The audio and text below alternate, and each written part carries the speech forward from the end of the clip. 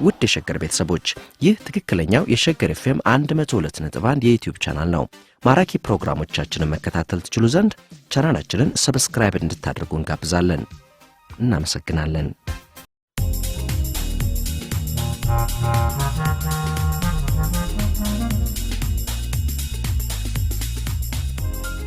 የዛሬ እንግዳችን ኢንጂነር ካሳ ገብሬ በአብዛኛው ሰው የሚታወቁት በደርግ መንግስት የተከናወኑ ትላልቅ የአገር ፕሮጀክቶችን በመምራታቸው ነው።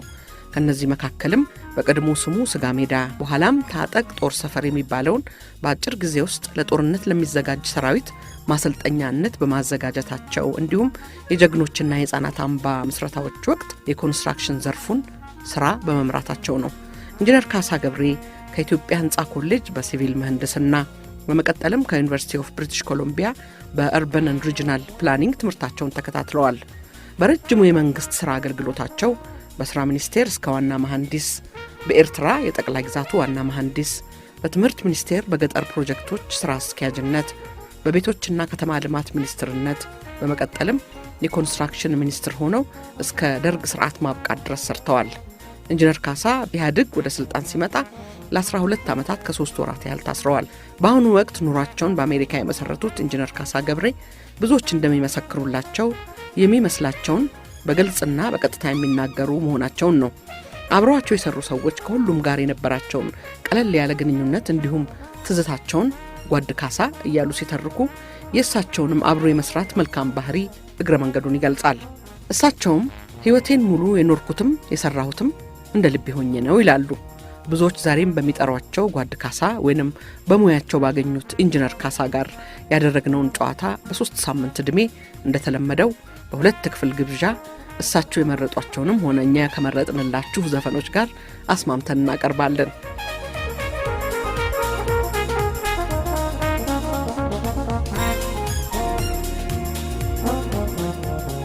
የተከበራችሁ አድማጮቻችን ይህ የቅዳሜ ጨዋታ የእንግዳ ዝግጅት ነው። እንደ ሁል ጊዜውም ከኛ ጋር የቅዳሜ የእረፍት ጊዜያችሁን ስለምታሳልፉ እጅግ ደስ ይለናል። በያላችሁበት ቦታ ምቹ የእረፍት ቀን ይሁንላችሁ። ሁል ጊዜም በጤና እንድናገኛችሁ እንመኛለን።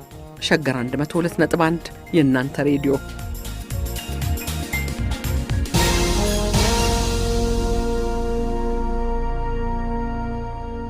ኢንጂነር ካሳ ኮሎኔል መንግስቱን በሚዲያ ነው የምናውቃቸው። እርስዎ በቅርብ ያውቋቸዋል አብሮ በመስራት ተጨማሪ ነገር ቢነግሩን ደስ ይለኛል። እንግዲህ እርስዎ ቀረብ ስለሚሉም አንድ ነገር ሰማሁ። የመስክ ጉብኝት በሚደረግበት ጊዜ እሳቸው ፈጠን እያሉ ሲሄዱ መከተል ያቅታል እንግዲህ ሌላው ቡድን ይመስለኛል እና እርስዎ ኧረ አንድ በሉልን ሲባሉ መሐረብ አውጥተው ላቦን እየጠረጉ ወታደርና ሲቪል አንድ አይደለም ብለው እየቀለዱ ማናገር ሁሉ ይችላሉ የሚል ነገር ሰምቼ። ይሄ እውነት አይደለም።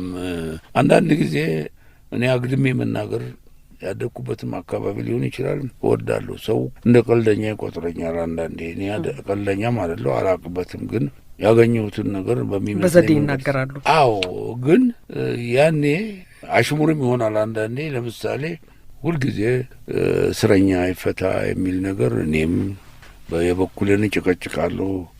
ፍስሐ ደስታ፣ ተስፋ ወልደ ስላሴ እንደዚህ አንድ ጊዜ እነዚህ ሉላን ቤተሰቦች ንጉሳዊ ቤተሰቦች እንደዚህ ታስሮ እስካሁን ምን ያደርጋሉ፣ ለምንድን ነው የማይፈቱት የሚል ተስፋ ወልደ ስላሴም ፍስሐም እኔም በተረባርበን አቀረበን። እሳቸው እውነት ነው ለምንድን ነው እስካሁን የሚታሰሩት ብለው እንትን ሲሉ አንዳንዶቹ ተነስተው ተናኘ ወርቅን ፈተን ልቀቅ ማለት ፊውዳሊዝም በእግሩ ሂድ ማለት ነው የሚል ትችት አመጡ። እኔ ያኔ እጄን አወጣሁ። ካሳ ምንድን ነው ሲል እኔ እኮ ማምረቻ መሳሪያ ስንወስድ ገበሬውን መሬት ስንመልስ እንዲህ ስናረግ ፊውዳሊዝምን የተዋጋን መስሎኝ ነበር። ለካስ የ80 ዓመት አሮጊት አስረን ነው እንዋጋው ፊውዳሊዝምን ስል የሳቁ እርሳሳቸው ጥለው እረፍት ብለው ወጡ። ሁልጊዜ ያነሳሉ። እኔ መሳደቤ ነው። የሶሻሊዝም ስርዓት እናውቃለን ኮሚኒስት ነን የሚሉ ሰዎች አንድ አሮጊት አስረን ምንዋጋው ብለው ሲያቀርቡ መሳደቤ ነበረ። በእኔ ቤት ግን ተሳቀ። እንዲህ አይነት ነገር ሁልጊዜ እናገራለሁ። ለጥፌ ሄዳለሁ። ይስቃሉ። ቢስቁም ቢያለቅሱም ግድም የሌለ ነገሩ። እሳቸውን ግን በድፍረት ይናገራል እያለ የሚወራው ውሸት ነው። እኔ በድፍረት አልናገርም። መሪ ናቸው። አከብራቸዋለሁ፣ ወዳቸዋለሁ። በጭራሽ ለኢትዮጵያ ሕዝብ የሚያደርጉትን ድካም የሚወጡትን የሚወርዱትን አያለሁ።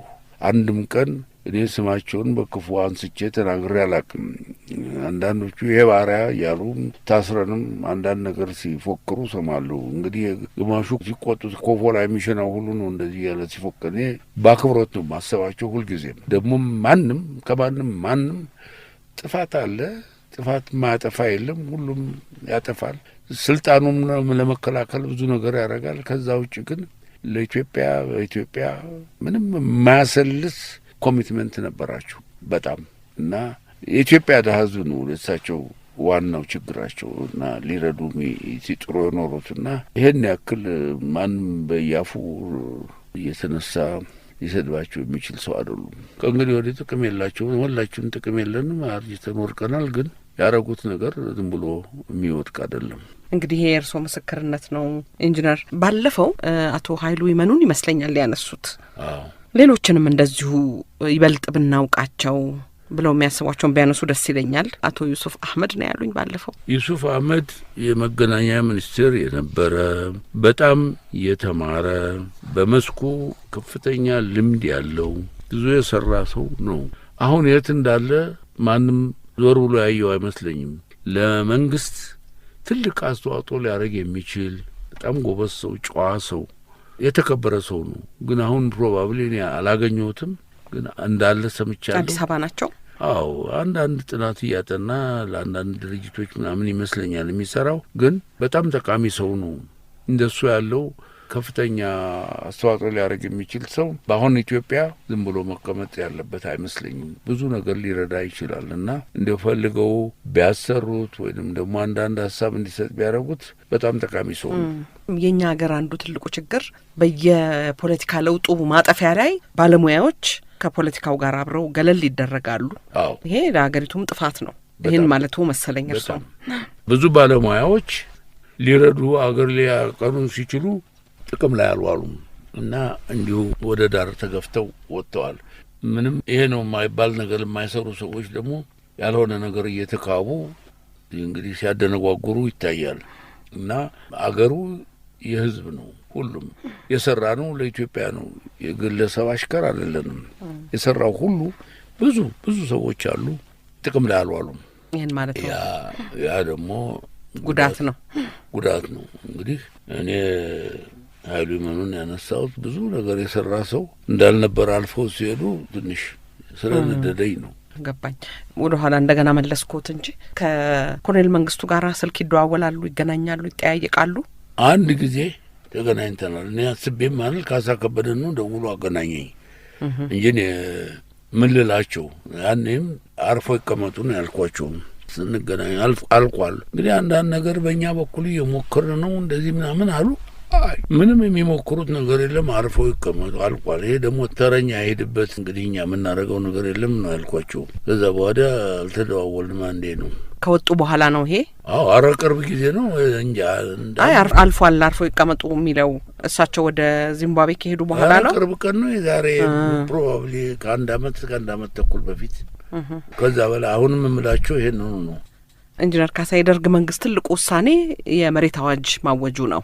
እንደውም አሁን አንዳንድ ሰዎች ወታደሮቹ ባይወስኑ ኖሮ የአዋጅ አይታወጅም ነበር ይላሉ። እንግዲህ ምናልባት ወደ ኋላ ሄደው ሲገመግሙ ነው። እርሶም በድጋፉ ጊዜ ሸራ ጫማዬን አድርጌ ተሰልፌያለሁ ብለውኛል። ገበሬውን ለመደገፍ የተደረጉ ጥረቶች ቢኖሩም ብዙ ለውጥ አለመታየቱ ለምን ይመስሎታል? የገበሬ ማህበር መደራጀት፣ የአምራቾች ማህበራት መቋቋም ጅማሬዎቹ ጥሩ ቢሆኑም በግዴታ ስለሆነ ይመስላል ልክ መንግስት ሲለወጥ ወዲያውኑ ራሳቸው ናቸው ያፈረሱት። እና ይሄ ምርትን በቁጥጥር መሸጥ የሚወቀስበት እንግዲህ የእርሶ መንግስት የገበሬውን ልጆች በግዴታ ለጦርነቱ መመልመል፣ እነዚህ እንደ ትልቅ ችግሮች ይነሳሉ። ያ አዋጅ ትልቅ አስተዋጽኦ ቢኖረውም በዛን ጊዜ አማራጭ አልነበረም። በዛ አይነት ነው አዋጁ መውጣት የሚችለው። ግን ወታደሩ ያን አዋጅ የማውጣት ግፊት ነበረው፣ ፍላጎት ነበረ። ይሄ ተማሪ ነግሬሻለሁ፣ የተማሪ አብዮት ነው። ወታደሩ ጠበንጃ ነው እንጂ የተማሪ አብዮት ያንማ እንዲሁም በባሰ መልኩ ተማሪው ለማወጅ ወደ ኋላ አይልም ነበር። የስልጣን ማጣት ነው። በዚህ ምክንያት ነው ለዝቦ የወጣው እንጂ የገበሬ ማህበር መቋቋም፣ የአምራቾች ህብረት ስራ ማቋቋም ይሄ አሁንም መደረግ ያለበት ነው፣ ግን በፍላጎት። ምክንያቱም የአምራቾች ገበሬ ማህበር ካልተቋቋመ መሬትን አንድ ላይ አድርጎ በትራክተር ለማረስ አይቻልም። አንዳንድ ስንዝር መሬት ምን አይነት ሜካናይዝድ ሲስተም መጠቀም ይቻላል? ስለዚህ እያረሰ ምርቱን መከፋፈል ነው ያለበት። ለዛ ጥብቅ ስርዓት መውጣት ይቻላል። ጥብቅ ቁጥጥር ማድረግ ይቻላል። እንደዛ ምርትን በግዴታ በዋጋ ወስኖ መሸጥ ያው ከፍሪ ማርኬቲንግ ጋር አብሮ ስለማይሄድ ግን የተወሰነ ሶሻሊስት ስርዓት ደግሞ ኢንትሮዲውስድ ካልሆነ የኢትዮጵያ ድህነትም ችግርም ያለብን ሁናቴ መወገድ የሚችል አይመስለኝም። እኔ የዚህ ኤክስፐርት አይደለሁም፣ ግን ዳር ቁሜ እንዳሽሟጣች ተች ካልሽኝ ይሄ ማሽሟጠጥ እንኳን አይደለም፣ ተች ነው፣ መተቸት ነው እና ሀሳብ መስጠት ነው፣ ሀሳብ መስጠት ነው እና አይመስለኝም። እንግዲያው የሚሻለው ፍሪ ማርኬት አድርጎ የፈለገው ዋጋውን እያጎነ ሰውን ረሀብ መግደል ነው የሚያዋጣው ካለ እንግዲህ አላቅም የትኛው ነው የሚሻለው። ትክክል አይመስሉትም እርስዎ የሚለው ነገር ይሄ የሚታይ ነው የሚሆነው። የተወሰነ ሶሻል ስርዓት ያስፈልጋል። አሁን ፎቅ ይሰራል። ፎቅ እኔ ሂጄ ስመጣና ሳይ እኔ ኢትዮጵያ ኮሎኒ ሆናለች ወይንስ ምንድን ነው ሌላ መንግስት ገብቶ ይሆን ወይ እንደዚህ የሚደረገው ብዬ ለመደነቅ ወደኋላ አላልኩም። ምክንያቱም ምን ማለት ነው ቦታው ላይ ያለውን ሰው ነቅሎ ወዲያ አባሮ አሁን እየተካሄደ ያለው የነጋዴና የዘረፋ አብዮት ነው። ይህንን በግልጽ ማስቀመጥ ያስፈልጋል። የዘረፋና የነጋዴ አብዮት ነው። የኢትዮጵያ ድሀ ህዝብ፣ የኢትዮጵያ ችግረኛ፣ የኢትዮጵያ ገበሬ ማንም ዞር ብሎ እያየው አይደለም። ይሄ መቀየር አለበት። እንግዲህ አዲሱ መንግስት አሁን ያለው አንድ ስራዬ ብሎ የሚያተኩረው አንደኛ ነገር ነጋዴው አሁን የገሌ ብሔረሰብ የገሌ ብሔረሰብ አለም ተባብሮ ነው የዘረፉ፣ ተባብሮ ነው ህዝቡን ያለዩት። ያን ሁሉም ኦዲትድ መሆን ያለበት ሁሉም ነው። የአንድ የተወሰኑ ሰዎች አድራጎት አይደለም፣ ሁሉም ነው። አንድ ላይ ሆኖ ነው መንገዱን እያሳየ ነው። ትላንትና ምንም ቀለህ ያልነበረው ሰው ምን ታምር ሰርቶ ዛሬ ቢሊዮነር እንደሆነ ይሄንን መፈተሽም ያስፈልጋል። ሁለተኛ ነገር ኢትዮጵያ የርካሽ ሸቀጥ ማራገፊያ አገር ናት። ማንም የፋብሪካ ቆሻሻውን የሚጥለው እዚህ ሀገር ነው። ዛሬ እኛ አሁን በየገበያው ያለው ነገር ያስፈልገናል፣ ይጠቅመናል፣ ለእኛ የሚሆን ነገር ነው። ይህን መቆጣጠር ሳይቻል ፎሬን ኤክስቼንጅ ጠፋ እያሉ ማልቀስ አይቻልም። መጀመሪያ ነገር እንዴት አለቀ ፎሬን ኤክስቼንጁ? በምን ታምር እዚህ ላይ ደረሰ? እንዴ መድኃኒት መግዛት ያቃተው ሀገር ጸጉር ከቻይናና ከህንድ ኢምፖርት እያደረገ ያለ ይሄንን እንግዲህ ይሄ ምን አይነት ዴንጀር እያመጣ እንደው እየተወረረ ነው። አገሪቱ ጥይት ሳይተኮስ ኢኮኖሚካሊ እየተወረረች ነው። የማንም ጥገኛ እንድንሆን እዚህ ደርሰናል። ይሄ ጥፋት መታረም አለበት። ይሄ ጥፋት መገደብ አለበት። በቃላት ብቻ አይደለም፣ በመፈክር ብቻ አይደለም፣ ህብረተሰቡ ራሱ መነሳሳት አለበት። ዛሬ ልጆች ተማሪዎች ገና ፊደል በቅጡ ሳይቆጡ 5,000 ብር ጸጉር አንጠልጥለው ትምህርት ቤት የሚሄዱበት ምክንያት የለም። ጎረምሳውም ይህንን ማየት አለበት። በዚህ አይነት ያጌጡትን ዞር ብሎ ባያያቸው አያረጉትም። ቤተሰብም ያርፋል። ድሀ እኮ ቤተሰብ አሁን ራሴን እገላለሁ ይህን ጸጉር ግዙ እየተባለ መከራውን እያየ ነው። ትምህርት ቤት በሴልፎንና በምን ሲጫወቱ ይላሉ፣ እየተማሩ ይመጣሉ ማለት አይቻልም። ይህንን ቀላሉን ነገር ነው። ይህንን ማስቆም መቻል አለበት መንግስት። በፊት የቅንጦት እቃዎች ተብለው የሚለዩ ነበሩ ወይንም ብዙ ታክስ የሚከፈልባቸው፣ ወደዛ እንመለስ ነው የሚሉት። አይመጡም። በኪሱ የያዘ አንዳንድ ያመጣና አይመጣም፣ ማንም አያገኛቸው። ዛሬ ትልልቅ መኪና ፓዣሮ፣ አንቺም እንዳለሽ አላውቅም፣ ከተማ ውስጥ ሰው በዛ እየሄደ በስንት መከራ የመጣ ቤንዚን የሚያቃጥልበት ምክንያት የለም። መፈቀድ የለበትም በጭራሽ። ውጪ ሄዶ ለስራ ለልማት ስራ ይሄድ እንደው ኦፍኮርስ ፎር ዊል ድራይቭ እያዘ ሊሄድ ይችላል፣ ችግር አለ። ከተማ ውስጥ ግን ምን ለማግኘት ነው? ላይ ፎቅ ላይ ወጥቶ በትልቅ መኪና ሴቱም ወንዱም ሴተኛ አዳሪውም ማንኛውም በሱ ነው የሚሄደው። እና ይሄንን የመከላከል ችግር ምን እንደሆነ ይታዩታል እርሶ? የፎቁም እንደዚሁ።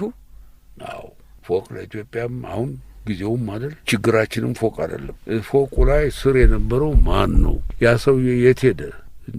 ድሀ በመሆኑ ብቻ በአገሩ ተባሮ ላዩ ላይ ፎቅ ተሰርቶበት እሱ የት ነው የገባው? ሁለተኛ ሰው እየተነሳ ኮንዶሚኒየም ከተሰራ እዛው አካባቢ ለምን አይገቡም? እዛው በተሰራው የተነቀሉት ሰዎች እዛው ለምን አይሰጣቸውም? እዚህ ተነቅለው እነሱ የትም ከአገር ተባረው ሌላው ሰው ነው እዛ እየሄደ የሚይዘው። እና ምን ማለት ነው? ፍትህ ጀስትስ ከሌለ በስተቀር መንግስት ምን ያደርጋል? ለዚህ እኮ ነው መንግስት የሚቋቋሙ። በቀረ መንግስት አያስፈልግም። ለህዝብ የሚጨነቅ መንግስት ያስፈልጋል ነው የሚሉት እርስዎ። የትምህርትን ነገር አነሱ። ኢንጂነር ካሳርሶ ትምህርት ፕሮጀክቶችም ላይ ተሳትፈዋል። 5 ዓመት ሰርቻለሁ። እንግዲህ ሁሉም መንግስታት የትምህርትን የማስፋፋት እቅድ አላቸው። አሁን የትምህርት ጥራት ይባላል። ሌላው በፊት የነበረው የዚህ የፊደል ሰራዊት እንቅስቃሴ በመሰረተ ትምህርት በደርግ ጥሩ እንቅስቃሴ ነበር። ስለሱም ማንሳት ይችላሉ፣ ሀሳብ መስጠት ይችላሉ። ስለሱም መሰረተ ትምህርት እንግዲህ የትምህርት ጥራት ብለን በምናወራበት ጊዜ የአስተማሪ ጥራት ማለታችን ነው። የአስተማሪ ጥራት ደግሞ እንዲሁ በአፍ አይገኝም። የአስተማሪው በቅጡ የተማረ አስተማሪ ማለት ነው። አስተማሪውን የሚያስተምር አስተማሪ የሚያስተምር ፕሮጀክት ተብሎ ነበር ናዝሬት ዩኒቨርሲቲ የሰራ ነው። እዛ አስተማሪዎችን የሚያሰለጥኑ አስተማሪዎች በፊት ባይብል አካዳሚ ይባል ነበር። ባዶ ሜዳ ላይ ነው የሰራ ነው። ባዶ ሜዳ ላይ ነው የሰራ ነው። ሰፊ የመምህራን ማሰልጠኛ ነበር። መምህራኑን የሚያሰለጥን የመምህራኑን የሚያሰለጥኑ ከዛ ወጥተው ደግሞ መምህራን ማሰልጠኛ መምህራኑን የሚያሰለጥኑ ሰዎች ለማፍራት ነው እና በከፍተኛ ደረጃ የመምህራን ስልጠና በጥንቃቄ መዘጋጀት አለበት። እርግጥ መምህራኑ የሚያሰለጥኑ ሰዎች ኢትዮጵያ ውስጥ አሁን ሊኖሩ አይችሉም። አርጅተዋል፣ ሞተዋል፣ ጠፍተዋል፣ የሉም። ትምህርት ቤት ብዙ ሰው ነበር፣ ብዙ አዋቂ ሰው ግን የለም። አሁን አርጅቷል፣ የለም። ግን ይህን ከውጭ እርዳታ ማግኘት ይቻላል። ከህንድ፣ ከሳውዝ ኤዥያን ካንትሪስ፣ ከአሜሪካም ጭምር እነዚህን አሰልጥኖ እንደገና እነሱ ደግሞ መምህራን ማሰልጠኛዎችን እየሄዱ እንዲያሰለጥኑ። የመምህራን ማሰልጠን ብቻ አይበቃም። መምህራን ውጪ ገጠር ሂደው በሚመደቡበት ጊዜ መኖሪያ ሊኖራቸው ይገባል። መኖሪያ ከሌላቸው ጠጅ ቤት ነው የሚያድሩት። ጠጅ ቤት ነው በጓሮ ትንሽ 2-3 ክፍል እየሰራ እዛ እያደሩ ምን አይነት ትምህርት እንደሚያስተምሩ መገመት ይቻላል። ስለዚህ የመምህራን ደሞዝ፣ የመምህራን የራሳቸው የትምህርት ጥራት ይሄ ከተሟላ ብቻ ነው ጥራት ያለው ትምህርት መስጠት የሚቻለው እንጂ ተማሪዎች ያልተማሩትን ፈተና አክሮ ፈትኖ መጣል ይቻላል። ግን ጥቅሙ ምንድን ነው? አልተማሩም። ሁለተኛ በትምህርት ላይ ያለው ትኩረት አለ ማለት ይቻላል፣ ተስፋፍቷል ማለት ይቻላል። ዛሬ አንድ ቪላ አንድ ኮሌጅ ነው። ኮሌጅ ይሆናል፣ ዩኒቨርሲቲ ይሆናል፣ የፈለገውን ነገር ይሆናል። እንዲሁም እውነት ይሁን ውሸት አላቅም እንጂ ድሮ ዘመቻ መምሪያ በሚባለው ጀርባ ፎቅ ላይ አንድ ዶክተር ዶክትሬትም የማስትሬትም ዲግሪ ይሸጣል ሲሉ ሰምቻለሁ። እውነት ከሆነ አላቅም፣ ግን አንዳንዱ ነገር ይመስላል። ሁሉ ሰው ዶክተር ነኝ እያለ ነው የሚዞረው። ምን ማለት እንደሆነ አላቅም። ዶክተር መባል ይችላል ግን ነው ወይ? ያ ችሎታው አለው? ሪሰርች ሰርቷል ወይ? ለዛ ብቃት አለው ወይ? ራሱን አይጠይቅም። ግን ሰው ዶክተር እያለ ከጠራው በቂ ነው፣ ሳስፋይድ ነው። ይሄ አይጠቅምም። ብዙ ነገሮች መሻሻል ይችላል። ያሉት ኢንስቲትዩሽንስ ጠንካራ መሆን ይችላሉ። ኢቨን የተናቁት ዩኒቨርሲቲስ አሁን እንዳንዳንዶቹ በጣም በዝቅተኛ ስም የሚጠሩ ትልልቅ ዩኒቨርሲቲዎች እነሱን አጠናክሮም ይህንን በጣም የተማረና ሊያስተምር የሚችል ህብረተሰብ መፍጠር ይቻላል ይመስለኛል። ግን ትኩረት ያስፈልገዋል። ኢንጂነር ካሳ በየትኛው ንግግራቸው ላይ እንደሆነ አላቅም ኮሎኔል መንግስቱ ከንጉሱ የተረከብነው ወታደር አሰሱም ገሰሱም ተጨምሮ 30,000 አይሞላም ነበር ሲሉ ተሰምተዋል። ግን ደግሞ የወታደሩ ቁጥር በጣም ብዙ ነበር፣ በመሳሪያ የተደራጀ ነበር። እርስዎ እዚህ ላይ ሀሳብ ቢሰጡ ደስ ይለኛል። ትላልቅ የሚሊተሪ ፕሮጀክቶችም ነበሩ መሳሪያ ለማምረት የተዘጋጁ እነ ሆርማት፣ ጋፋት ምን ያህል ተሳትፈዋል እነዚህ ፕሮጀክቶች ላይ እና ስለ ውትድርናም አንዳንድ ሀሳብ ቢሰጡ ደስ ይለኛል። ሰርተናል። አንዳንዱንም የሚሊተሪ ኮንስትራክሽን ድርጅት ተቋቁሞ እነሱም የሰሯቸው አሉ፣ እኛም የሰራናቸው አሉ። እነሱ እንኳ ትንሽ ነው የሰሩት። ብዙም እኔው ለማጠናከር ሞክሬያለሁ። ብዙም ሰውም ሰጥቻለሁ፣ መሳሪያም ሰጥቻለሁ። ግን በቀላሉ ተጠናክረው ስራ ለመስራት ያን ከባድ ራሳቸው ሆነ ቢሮክራቲክ ችግር ነበረባቸው። ከአለቆቻቸውም ከምንም ይህን ያህል ድጋፍ አላገኙም እንጂ ብዙ ጎበዝ የወታደር መሀንዲሶች አሉ፣ ምንም ነገር መስራት የሚችሉ በየትም ቦታ የሚሰማሩ፣ ግን ስራ ላይ በቅጡ ሊያውሏቸው አልፈለጉም። እኔ ያን እንዲውሉ ብዙ ሞክሬያለሁ፣ ግን ተሳክቷል ብዬ አላስብም። እና ፕሮጀክቶቹ ተሰርተዋል አሉ ነበሩ። ትልቅ ጥረት እየተደረገ ነበረ። ለምሳሌ የመድፍ ጥይት፣ የመትረየስ ጥይት፣ ትልልቅ ጥይቶች ለማምረት ነው እንግዲህ ሆርማት የተሰራው። ሰክሰስፉሊ ተሰርቷል። ግን ምርቱ እንደውም ነቅለው ሊወስዱትም ሞክረዋል። ህዝቡ አልሰጠም፣ ታግሎ ቀርቷል። አሁን ምን እየሰራ እንደሆነ ማቀው ነገር የለም። ግን እንደዚህ አይነት ፕሮጀክት ሁሉንም ነገር ለመስራት ተሞክሯል። ራስ ለመቻል ክላሽንኮቭ ማምረቻ ነው የለም። የክላሽንኮቭ ማምረቻ ጋፋት ነው።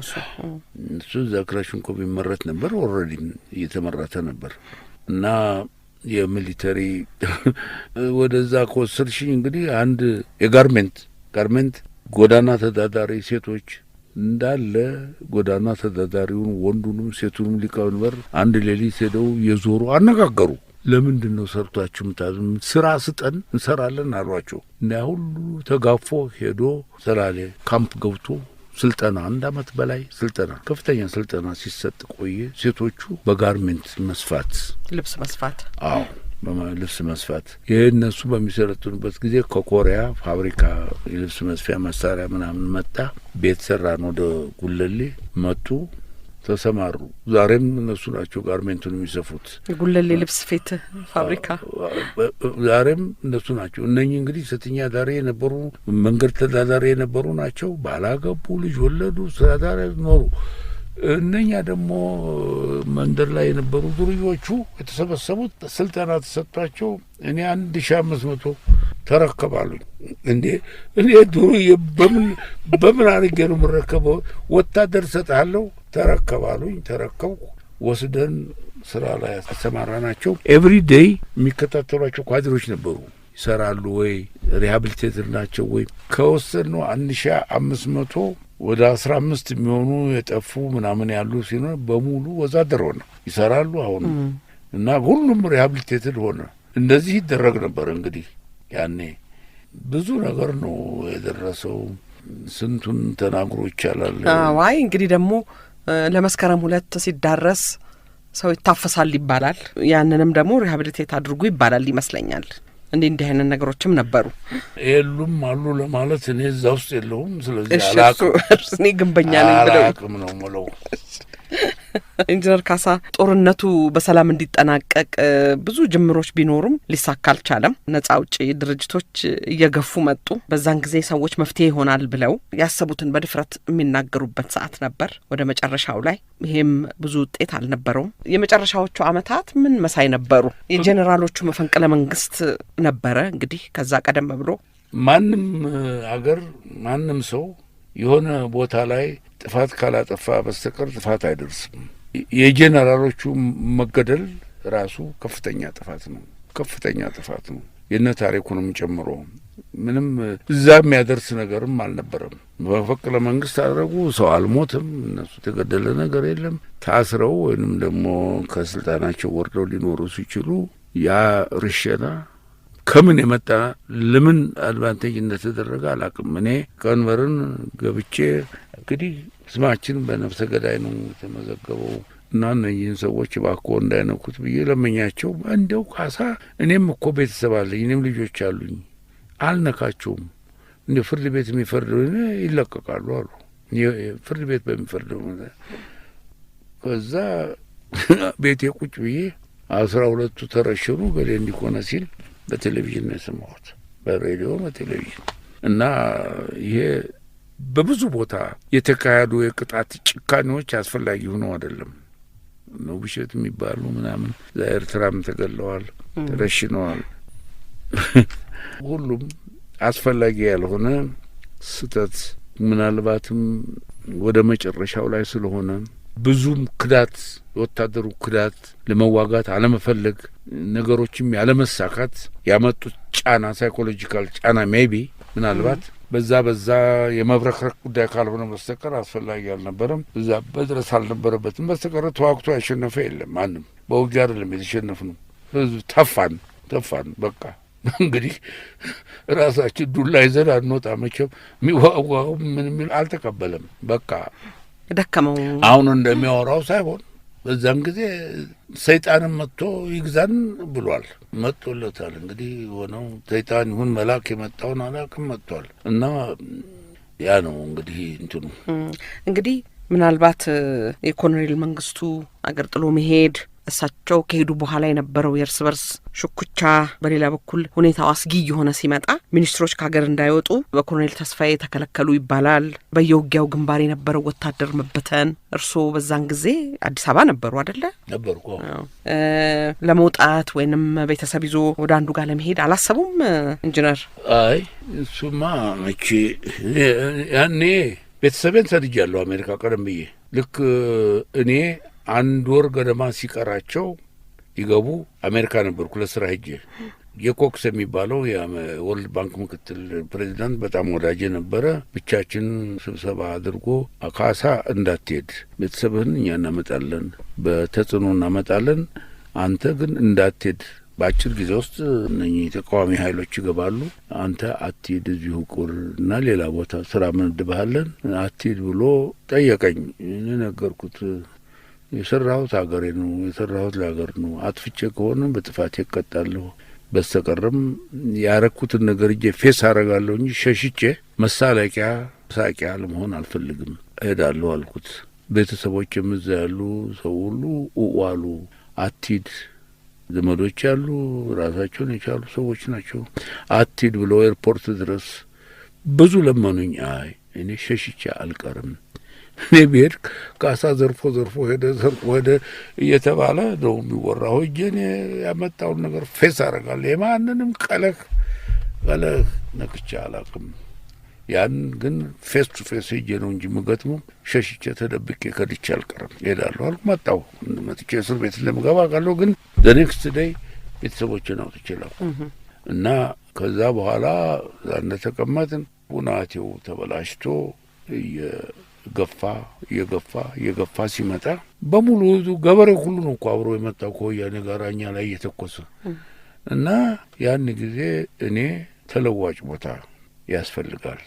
ስምዖን ጋሎሬና መባ የሚባል ነበረ ደቡብ ገዥ በተለያዩ ቦታ የገሙ ጎፋና ሲዳሞ ገዥ እነሱ ጋር ተደዋውዬ የውሃ መቆፈሪያ መሳሪያ ግሬደር ዶዘር ምናምን ወደዛ ልኬ ቀበንበርን ተለዋጭ ቦታ አድርገን እንደማንም ተለዋጭ ቦታ ሊኖረን ይገባል አልኳቸው። እንግዲህ ጠብቆ ለማስረከብ ነው፣ መንግስት ለማስረከብ ነው እርሶ የሚያስቡት? አይደለም፣ ለመዋጋት ነው። ከዛ በኋላ የሚሸሸውም እንዲህ ማን ይረከባል? ምን ብሎ ነው ለእነሱ ለማስረከብ ማን ያስባል? እኔ እንደ ማንኛውም ቦታ ይዘን እንደገና ሪባምፕ አድርገን መዋጋት አለ፣ ግን ተለዋጭ ቦታ ማዘጋጀት አለብን ብዬ አዘጋጀሁና ከእነሱም ጋር ከነኛ ጋር ተነጋግሬ ከዛ ነገርኳቸው ለሊቀመንበር እንደዚህ አድርገን ወደዛ ደግሞ እንሄድ። አይ ካሳ የራስን ስራ ይሄን ተዘጋጅተንበታል አሉኝ። ተዘጋጅተንበታል፣ ምንም አታስብ ስለዚህ አሉ። እሺ ብዬ ስወጣ ተስፋዬ ገብረ ኪዳንን አገኘሁት። ተስፍሽ ወዳጄ ነው፣ በጣም በቅርብ እንገናኛለን። እንደዚህ አልኳቸውና ተዘጋጅተናል አሉኝ። ተዘጋጅታችኋል ወይ አልኩት። የማይነገር ነገር ነው ይሄ፣ ሊከዳ ፈልጎ ነው አለኝ። መጥፎ ነገር ተናግሮ ሊከዳ ነው፣ ውሸቱን ነው፣ የተዘጋጀ ነገር የለም አለኝ። አሁን እሳቸው ሲሄዱ እሳቸውን ያው ሆነ ብሎ አዘጋጅተው ነው ያስወጣቸው። እነ መንግስቱ ገመቹ ምናምን ያውቃሉ ሄዳቸውን። አሁን እሳቸው ከሄዱ በኋላ ተስፋዬን አሁኑ ያንኑ ነገር ቦታ ለውጠን እንሄዳለን። እሺ ተዘጋጅና ሂድ አለኝ። ወታደርም እሰጥሃለሁ አለኝ ተስፋዬ። እንግዲህ ለሳምንት ነው 2 ሳምንት ነው ስልጣን ላይ የነበረው። እሺ ብዬ ተዘጋጀው። መኪና ተዘጋጀ፣ ምን አለ፣ ወታደሮችም ማቃቸውን ሁሉ አዘጋጀሁኝ። ለመሄድ ስል አንድ ቀን ተከብቤያለሁ። ቤቴን የደህንነት ሰዎች በየኮርነሩ ቆመዋል አለኝ። እኔ አላየኋቸውም። ወታደሮችም ሰዎችም አሉ ቤቴ። ኋላ ተሾመ ተስፋዬ መጡ፣ የፍቅረ ስላሴ ጸሐፊን። ጓድ ካሳ ተከበዋል እኮ ይለኛል። ምን አድርጌ? እኔ እንጃ፣ ተከበዋል አልነገረኝ፣ እሱ ያውቃቸዋል። በኋላ ደወልኩ። ተስፋ ለስላሴ ተደበቀ። ምክትሉን አገኘሁት፣ እሱን ምክትል የከተማው ጥበቃ። የእነኝን ሰዎች ካናንሳች ተኩስ መክፈቴ ነው። ከዛ በኋላ ለሚደርሰው ጥፋት ተጠያቂ አይደለሁም አልኩና እኔም በጣም ነደደኝ። በኋላ ጠፉ ሰዎቹ። እንዲህ እኔም ምን ስለሆነ ነው እንደዚህ የሚሆነው? መሳሪያውንም ሰውንም ያመጣውንም መኪናውንም መለስኩና ቁጭ አልኩ ቤቴ። አሁን ወያኔ ገባ። ወያኔ ሲገባ እኔ ቤቴ ነኝ። ሄዷል ተብሏል። የት ነው ሄዶ ካሳየው? መጡ ወታደሮች። ኧረ አለ እንዲህ አሉ። አዎ እሺ ጥሯቸው። ወጣሁ። አባባ እንኳን አልሄዱ ጎበዝ ነው እንኳን አልሄዱ አለ። ጉዝናውን ተውና ብቻ እኔ አልሄድኩም አልኩት። ከዛ ግቡ። አይ አሁን አንገባም፣ ስራ ላይ ነው ያለነው፣ ማታ እንመጣለን እና መሳሪያ ያለውትን ያስረክቡ አሉ። ግቡና ውሰዱ አልኳቸው። ነበረኝ። አይ እሶ ይስጡና አሉ። አውጥቼ ሰጥቷቸው አንዱን ራስዎን ይጠብቁበት ብሎ ሰጥተውኝ ሄዱ። እኛ እንጠብቃለን ግድ የለም ግን ለራስዎ መከላከያን እናስቀሩ አሉኝ። ሄዱ። ማታ መጡ፣ በሉ፣ ጠጡ፣ ምን አሉ፣ ሄዱ። ከዛ በኋላ ጥሩምባ ተነፋ፣ እጃችሁን ስጡ ተባለ። ገባን። እኔ ምንም አልመሰለኝም። ምንም ያው ተዘጋጅቼበታለሁኝ። ያው ዝሬዲ ምንም የጨነቀኝ ነገር የለም። ታሰር መጀመሪያ የታሰራችሁት መጀመሪያ ጦር ኃይሎች አደርን። ከዛ በኋላ ፖለቲካ ትምህርት ቤት ሄድን። ፖለቲካ ትምህርት ቤት የትኛው ሆቴል ነው ሰዳችሁ ምናምን ብሎ ሲጠይቁም ቢበላየ ለጋራ ተነጋግረን ጀነራል ፖለቲካ ትምህርት ቤት አልናቸው። ፖለቲካ ትምህርት ቤት ሄድን። ፖለቲካ ትምህርት ቤት ታሰርን እንጂ እዛ ስንት ጊዜ እንደቆየን እንደገና ሰንዳፋ ሄድን። ሰንዳፋ 2 አመት ከምናምን ቆይተን ደግሞ እንደገና ለአንድ ወር በፊት የተወሰኑትን የደርግ ዋና ሹሞች የሚባሉትንና ዶክተር አለሙን ምናምን ጨምሮ በምን ክራይቴሪያ እዚያ ወሰዷቸው እንደመረጡ አላውቅም። ማዕከላዊ አሰሩ። እኛንም ወስዶ እዛው አጎሩን ለአንድ ወር ነው። ግን ከዛ አለም በቃኝ። የእስር ቤቱ ታሪክ በጣም ሰፊ ነው።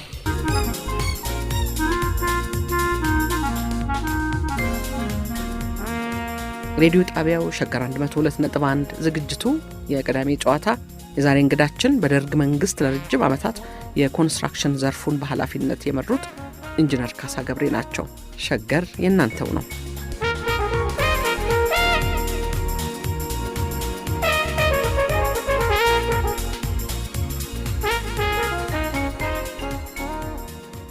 ኢንጂነር ካሳ በመጀመሪያ ላይ የኃይል ቃል ንግግር እርስ በርስ ነበረ፣ እንደው ትንሽ ድብድብም ነበር የሚል ነገር ነበር።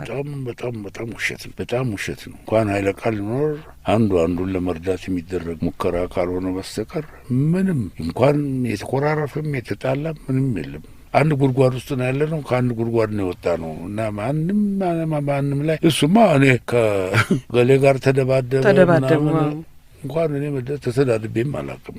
ማጋራ እኔ አንደኛ እኔ ምንም ያጣላ ነገር ተገኝቶ ምንስ ነኝ ማንኛና ነው የምጣለው? ፎርዋት ለምን እንደ አንድም ተጣልቶ አልፎ አንዳንድ ታች ያሉ ድርዮች ምኖች ተደባድበው ሊሆን ይችላል እንጂ ያ በፍጹም ስንረዳዳ ነው የኖርነው። አንዱን ሲደግፍ ነው እንጂ የኖረው በጭራሽ እንደዚህ አይነት ነገር አልነበረም። እኔ ስራቴን በመሰረቱ እኔ ወያኔ አሰረኝም ብዬ አላስብም። ታምራት ላይኔ ነው። ታምራት ላይኔ ምን እንደሆነ ላቅ በማልችለው ምክንያት ከፍተኛ ክትትል ያደርግ ነበር። ከታሰሩ በኋላ ነው? ከታሰርኩ በኋላ ከዛ ፊት ማየት አገኘው ጫካ ነው። ያኔም ባገኘው ጥሩ ነበር፣ ግን የለም። እሱ ጎንደር የተላከ 4 ሚሊዮን ብር አለ ለሰፈራ። የተላከውን ገንዘብ ካሳ ገብሬ አካውንት ውስጥ ነው የገባው ብሎ መርማሪ ይልካል። እንዴ ካሳ ገብሬ ምን አገባው? የተላከው ሀገር አስተዳደር ነው። ካሳ ገብሬ እኮ እዛ ውስጥ አይሰራም ብለው ይስቁበትና ይመለሳል። እንደገና አስመራ ከጆቢ አንድ ጆቢ ወደ ሌላ ጆቢ 2 ሚሊዮን ብር ሊዛወር ብዬ ያዘዝኩትን ጆቢ በሱ ቤት እኔ ኦፍኮርስ ምንም ስለማያውቅ አልደነቅም። እኔ አካውንት ውስጥ የከተትኩ መስሎታል። እና ያንንም ሲል እንዲሁም ይቀራል። እንደገና መሀንዲሶቹን መመሪያ ኃላፊዎቹን ያሉትን ይሰበስብና ጨረታ ሲወጣ ካሳ ምንድን ነበር የሚያደርገው ይላል። ምንም አያረግም። ጨረታ ውስጥም የለም። የጨረታ ኮሚቴ መረመራ። ጨረታ ሲወጣ ነው ቴክኒካል ኮሚቴ እንደገና ለጨረታ ኮሚቴ ቀርቧል፣ ይገዛል። እሱ ካልተከሰስን በስተቀር የትም ምን እንደገዛም አያውቅም። እዛ ውስጥም የለም ይሉታል። ሁሉም አብሮኝ የኖሩ ናቸው። ምንም ነገር ሊያገኝ አልቻለም። እንደውም እርሶ በስራው እኔ ነኝ ልጠየቅ የሚገባኝ ሚኒስትር የነበርኩት እኔ ነኝ፣ በስራ ያሉት ሰዎች ያዘዝኳቸውን ነው የሰሩት፣ ስለዚህ የምጠይቁት እኔን ነው ብለው የአንድ ጀነራል ተግባር ፈጽመዋል ሲባል ሰምቻለሁ። ሁልጊዜም እኔ ጥፋት ጠፋ ሲባል ራሴን ነው የማቀርበው። ምክንያቱም ነው መቆጣጠር አለብኝ፣ አልተቆጣጠርኩም ማለት ነው። እና ደግሞ ያጠፉትን ሳያጠፉም ነው አንዳንድ የሚከሷቸው። እኔ ሁልጊዜ ኃላፊነቱን ወስዳለሁ። በጥቅሉ የተሰጠኝን ሰራተኛ መጠበቅ፣ እስበርሱ ፍቅር እንዲኖረው ማሰራት፣ ያ ነው ስራዬ። በቀረ እኔ መቼም ግንብ አልገነባም፣ አናጺም አይደለሁም። የሚሰሩት እነሱ ናቸው። እነሱ ግን ለዛ እንዲዘጋጁ ማድረግ ትልቁ። ለዚህም ነው አንድም ሰው አልታሰረም፣ አንድም ሰው አልተገደለም። ጠብቅ ያለው ያን ለምን ጠበቅ ተብዬ እንደሆነ የታሰርኩት አላውቅም። ግን የጠበቅኩት የእነሱን እህቶች ወንድሞቹ ነው። እነሱ ባህቱ እህቶች ሁሉ እኔ ጋ ነበሩ፣ ግን የነካቸው የለም። በምንድን ነው ታሰሩ የተባለው? 12 ዓመት ታስረዋል። እኔ ተከሰዋል። ታምራት የኔ ክስማ ምንም ከየትም መፍጠር ትችላለች። ፈጠሩ፣ ከሰሱ። ግን ታምራት የኔን ክስ ከደህንነቶች ጋር እንዲሆን አደረገው ብሎ ሌላ ነገር ምንም በሙስናም በምንም ዳክሮ ሲያቅተው ደህንነት ጋር 300 ክስ አለባቸው ጋር እዛ ውስጥ ከተተው ፋይሌን። በኋላ በየጊዜው አቤት እላለሁ። እኔ ምን አገናኘኝ ከእነሱ ጋር? ፋይሌ ይለይ ያጭራሽ። አንድ ዳኛ ግን አንድ ታፈሰ ይርጋ የተባለ ዳኛ ተመድቦ መጣና ምንድን ነው ያቶ ካሳ ክስ ከእነዚህ ጋር ምንድን ነው የሚያገናኘው? አታቆሙ፣ ለዩና አምጡ አለ። እሱ ከግርማ ዋቅጅራ የሚባል ልዩ አቃቤ ሕግ እንትን ነበረ። ለነገሩ እነመለስም በሰፓ ጥፋተኝነት የሚያምን ብለው ነው አዋጅ አውጥተው እኔ አምናለሁ ብሎ የገባው። ሌሎቹም ቢያሉ ኤኒዌይ ከዛ ታፈሰ ይርጋ ይለይ ሲል አቃቤ ሕግም እሺ ምናምን እያሉ እንደገና ሀጎስ የሚባል ድሮም በእኛ ጊዜም ከፍተኛ ፍርድ ቤት ዳኛ ነበረ መጣ። ያቀኛል፣ ያላቀውም ይለይልኝ ተብሏል እና አሁንም ይለይ ክስ ያልኩ። አይ ግድ የለም እኛ እናየዋለን እንጨርሰዋለን፣ ቀላል ነው ምናምን አለ። ኦፍኮርስ ከላይ የተሰጠው መመሪያ መሆን አለበት። የእነሱ ጉዳይ እስኪያልቅ ድረስ 12 ዓመት ከ3 ወር ሆነ። የመጨረሻው ፍርድ ሲፈረድ ያው እነሱ ላይ ጠበቅ ያለ ፍርድ ቢፈርዱም እኔ ወጣሁ። ያንኑ ቀን ወጣሁ። እኔ ያ ሁሉ ሲሆን እኔ እና ምን 12 ዓመት ነበር ፍርዱ ወይስ? ኧረ የለም ያኛው ዝም ብሎ የለም። እሱ ዲሽ ዳውት የሆነ 3 ዓመት አሉ። ግን እኔ የምልሽ 12 ዓመት ከ3 ወር ታስር ያለው ግን ጠባቂዎቹ በከፍተኛ ሩጫ በ10 ተኩል ይሄ ሲወሰን ዳኞቹን እንደገና ጎትተው ወስደው አስፈርመው ያንኑ ማታ አስወጡኝ። አልፈለጉም። በጣም በአክብሮት ነው ያሉኝ። እኔ እጄ አልታሰረም በሰንሰለት የትም ስሄድ አልታሰርም። እዛም ስራ ይሰሩ ነበር። በጣም ስራ ነበረ እና አልታሰርኩም። ለሱም ብቻ አይደለም፣ ምክንያቱም ሌሎቹም አብረው የሚሰሩ ነበሩ። ግን እኔ ታስሬ አላውቅም። ጨርሶ እጄን ግራ ቀኝ ያልኩ ነው የሚሄደው እና እኔ የወያኔ ክትትል ነበረብኝ ብዬ አልናገርም። እስር ቤቱም የደረሰብን ስቃይ የለም። ስቃይ ሊያደርስብኝ የጣረ ታምራት ላይ ነው። ተገናኛችሁ እስር ቤት? በኋላ አገኘሁ፣ ጠየቅኩት። ምንድን ነው የፈለግከው? ምንድን ነው ያረኩህ አልኩት። እንዲያው መጥቶ አንገቴ ላይ ተጠምጥሞ ካሳ ምናምን አለ። እሺ እሱ ጥሩ፣ ግን ያው አንድ ሀገር ሰዎች ነን ይላል። እኔ እንጃ የት እንደሆነ ምንድን ነው ስለው እኔ እግዚአብሔር ነው የሚያውቀው። እኔ አሁን የሃይማኖት ሰው ነኝ፣ እግዚአብሔር ይፍረድብኝ፣ በአንተ ጉዳይ አልገባሁም ምናምን። እሱንማ ከማወቅ በላይ አውቃለሁ። ስታነጋግራቸው የከረምከው እኮ አብረውኝ ያደጉ አብረውኝ የሰሩ ሰዎች ናቸው። በእኔ ላይ ወንጀል እንዲሰሩ እንዲያቀርቡ ስትማጸን የኖርከው አብረውኝ የኖሩ ሰዎች አቃተ። ለዚህ ነው ግን አንተ እዚሁ ትከርማለህ፣ ይወጣሉ አሉት። ቀድሜ ወጥቻለሁ። እኔ እሱ የፈለገውን ሰው ያታልክ። እንግዲህ ወዲህ እኔ ምን ማረገው ነው? የኑሮ ሂሳቤንም እየጨረስኩ ነው። 86 ዓመቴ ነው። ከዚህ በኋላ የምኖርበት ጊዜም የለም እንዴ። አንቲ ክላይማክስ ነው የሚሄደው። ስለዚህ ግድም የለኝ። ግን እሱ ሰው ማደል እኔ ታስር ያለው ያኔ እስር ቤት ነው የሚባለው። በእኔ ላይ ግን ምንም አይነት መለስ ተጠይቋል። እዛ ያለ ሴኔተር ወንድሜ ያለበት እንትን ውስጥ ካውንቲ ጠይቆታል። ለምንድን ነው የታሰረው ምናምን ብሎ ሲጠይቀው እኔ ምንም የማውቀው ነገር የለም። አቃቤ ሕግ ነው የከሰሰው። አቃቤ ሕግ በዛው በክርክር በፍርድ ቤት ይወጣል ነው። ሌሎቹም ግን እና በራ የማናበን ምንም በማያውቀው ነገር 52 ሰው ገለው ምናምን እያለ ነው መልስ የሰጠው። የት እንዳየ አላውቅም። ሲለጥፍባቸው ነው የከረመው። እኔ ጋር አልለጥፈብኝም። እንዲሁ አልፎኝ ሄዷል። እና እኔ ቤቴን በደርግ ጊዜ ከጣራ በላይ ተብሎ የተወረሰው ቤቴ ተመለሰ። እውነት? አዎ ቤቴን መለሱ። በለውጥ የሰጡኝን ወስደው መለሱ ቤቴን። ምንም አረጉኝ የምለው ነገር የለም። እንደወጣሁ እንደገና ይፈልጉኝ ነው። 4 ወር ተቀመጥኩኝ። ምንም አላሉኝ። ተነስቼ አሜሪካ ሄድኩኝ።